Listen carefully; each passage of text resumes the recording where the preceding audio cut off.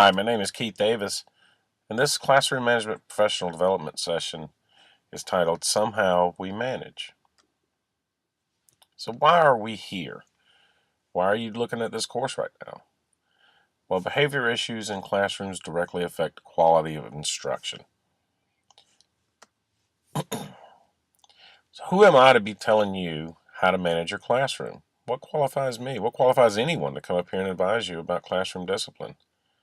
Well, we all have shared experiences, a professional background, and day-to-day trial and error that we've learned over the years what works and what doesn't work. And coming together as a group of teachers helps that. So before we get into it, what assumptions are we making? Well, let's just say that teachers have a diverse toolbox of approaches and methods for managing behavior. We also can structure behavior plans according to personality, individual personalities in your classroom, and the collective personality of the class, content area, and so on. Student diversity and attitude will elicit different responses from certain approaches. What might work for one group of kids in one class may not work in another group. So the key here is learn who your kids are. So the role of the teacher, transitioning from the master of your content, master of your environment. Everyone knows that the teacher up there is the master of their content. You're more than qualified to teach what you teach. However, unless you master that environment, the message you have will not come across to these kids. So here's something pretty controversial these days. Entertainment versus education. That gets a lot of hair standing up on people's necks when you talk about it. Entertainment versus education. Well, the way I think of it is not so much that you're up there giving a song and dance and making sure the kids are happy and everything, but more to the point, I think it goes to if it's a very good learning environment and people are involved in the learning and there's dialogue between the teacher and the class, and it's not just someone up there clicking through a PowerPoint and with some old humdrum lecture. I think that's entertaining. Um, Not so much babysitting. Sometimes people read into that, and I've done a lot of thinking about it, and I think it has to do with just getting people involved and getting it happy. And we all have been in those classes where that you couldn't wait for the bell to ring. You're sitting there watching the second hand go around and round and round and can't wait for 50 minutes to go by. And then there's those other classes that I've sat in before that when the bell rang, I was a little disappointed. I had to get up and leave because I was actually having a good time. But I was doing a lot of learning during it too. So what are some of the things we experience in the classroom? Classroom interruptions, discipline referrals are at an all-time high. No big surprise there. We see it every day. So here are some of the things that happen in everyone's classroom. We narrowed them down. We call them the big six: defiance, profanity, cheating, dishonesty, theft, and apathy. Let's look into them. Defiance. Well, it could be a struggle for attention, control, or diversion from constructive use of energy. Um, so what do we do to deal with that defiant child that just will not conform? Well, you attempt to rely on the reminder, warning, consequence systems already in place. Maintain your composure above anything else and attempt a personal approach, no public discipline.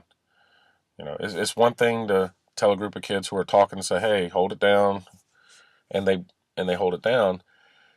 But when you got that one kid that's just defiant to you and wants to butt heads with you, you know, take him out in the hall for a minute, talk to him, see what's going on. Ask him why is he acting that way. He may not tell you, and again, he might tell you. Profanity.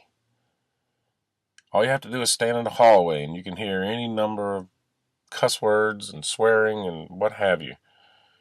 For one, it's a direct violation of school policy and it needs to be treated as such. And don't put up with it in your classroom. Keep it professional and make them keep it professional. Clear rules on what is not acceptable need to be established right up front. And let them know right up front, hey, this is a place where profanity is not going to be allowed, and innuendos and things like that, no, no, no. Associate the students with how language can shape opinion of individuals. Someone that's sit there and every other word coming out of their mouth is a cuss word. Well, let them know what that makes them look like, and it will get through to them. Cheating. Well, it is a big problem. Cheating is a big problem. Many students who engage in academic dishonesty are situational cheaters. It could be your best student who just didn't get around to studying or forgot they had a quiz coming up. And in desperation, they lean over and want to take a look at something. Do not allow it at all. Okay? Cheating is basically stealing. Maintain your presence and walk around the room when you're given quizzes or tests. That's the number one deterrent to cheating, is knowing that the teacher is there. If you hand out a test, don't sit there and start going through your email and whatever. Be very active. Never accuse. Always wonder if they're cheating, unless you just blatantly catch them cheating. Gauge the student's reaction and investigate. Follow procedures to discourage those who may be caught. Don't allow the cheating to go on. Dishonesty. No one likes being lied to. General dishonesty can be rooted in shame, fear, or general cluelessness. Can escalate a student's experience positive reinforcement by authority figures. If you know they're lying, don't publicly say, "Hey, I know you're lying." Pull them off to the side and say, "Now look, I don't believe your dog ate the homework," or what have you.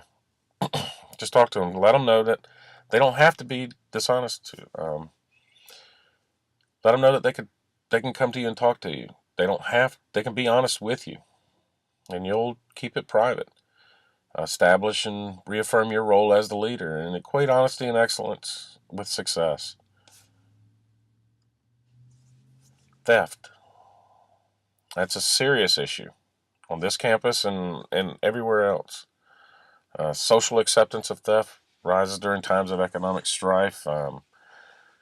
Also, it could just, a kid who's not normally a thief just might be overly tempted, or might be that kid that doesn't have anything and just wants to have something. Remember how peer pressure was when you were a kid. That doesn't excuse it, though. Okay? That doesn't excuse theft at all. Establish an environment. Let them know up front you're not going to tolerate theft. That no one likes having anything stolen from them. Have a box of pencils or pens and some paper available to some kids who don't have it. I know there's a lot of kids that don't show up with things, and it's because they don't have the means to get it. Theft is bad enough, then rely on your administrators and the resource officer to reinforce the negative consequences of it. If you steal, you have to pay for it. Apathy. That's a huge one. That covers all demographics, all achievement levels, every socioeconomic background. It can stem from the parents' attitudes, or they might feel entitled that they don't need to do this work, that they just don't care. Inconsistency among student performance and behavior definitely leads to it. The key to you have to motivate your kids to learn. Provide verbal, environmental, and personal recognition for effort and grading. Focus on improvement over time. Avoid accepting minimum effort. You didn't put minimum effort into your lesson plan. Don't allow them to give you good enough. Good enough is not good enough. They need to give you their best. Whether they fail or make an A, they need to give you an honest effort. And don't allow them to give you anything less than that. So the habits of the highly successful. Day one, you need to assert yourself as the authority figure early and often. Kids look for boundaries. They will never admit it, but they need their boundaries. They need limitations. That's why they keep pushing the envelope. They keep pushing it, pushing it, pushing it until they finally hit the wall. You have to tell them up front what's allowed, what's not allowed. And authority equals respect and adherence, not hate and disdain. Kids will respect you. Administer praise and rewards carefully. This could be kind of tricky. When how much praise do you give for whatever it might be? You could be doing a question and answer with the class, raise a hand, get a right answer. Don't lavishly praise over that. Just say good job, nice answer. Empower the students to strive for excellence, but reward in kind. Again, don't over reward, that cheapens it. You have to provide a safe environment. A safe environment for learning. It means they don't come in there and feel threatened verbally, physically, or anything. That they can be themselves and they can allow themselves to ask questions and allow themselves to learn. Um, if your classroom is deemed a safe haven, well, people will behave accordingly. And never put up with bullying or negative talk between classmates. If a kid asks a question and another kid blurts out, well, that's stupid. Well, don't allow that. Don't allow that at all. You want that kid to ask a question. That's how we learn. Eliminate sarcasm and rhetoric from our end, from the teacher's end. We're human, okay? Sometimes it happens, but do what you can to not allow it to happen.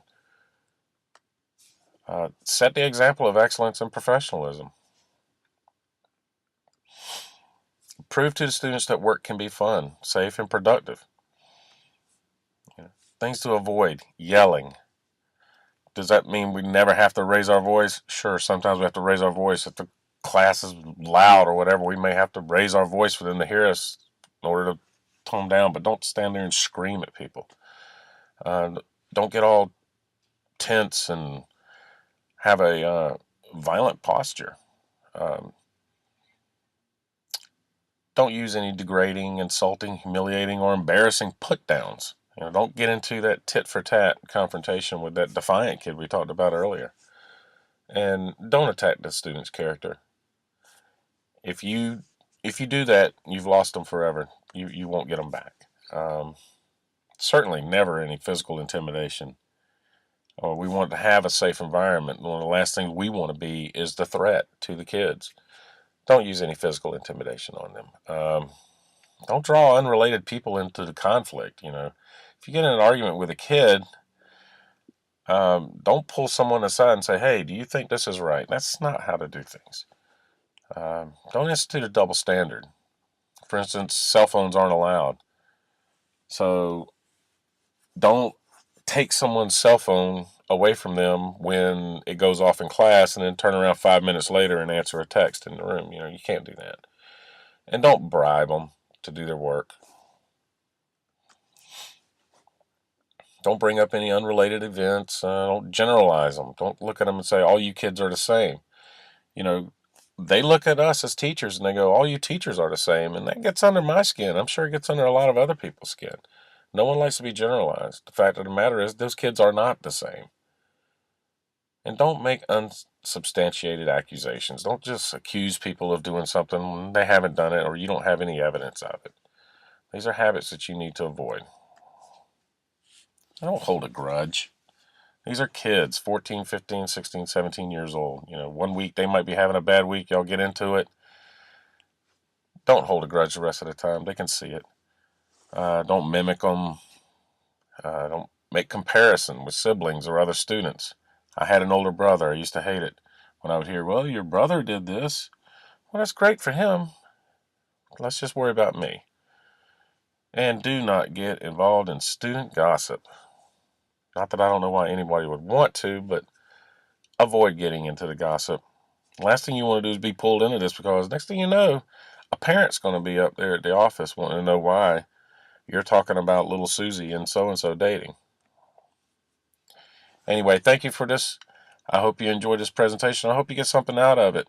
Look further into the course and have a good day.